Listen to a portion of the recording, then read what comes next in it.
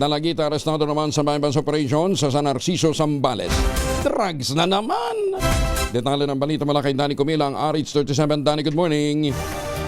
Arestado ang isang babaeng minor de edad na kilala sa alias Yang sa isinagawang bypass operation ng Station Drug Enforcement Unit SDEU sa Barangay San Rafael, San Narciso, Zambales.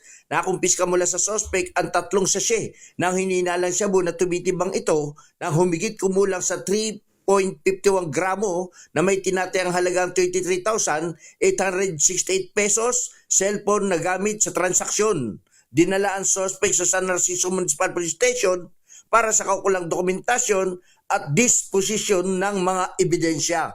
Danny Cumilang, RH37, DCRH, una sa Pilipinas, una sa Pilipino. Maraming salamat.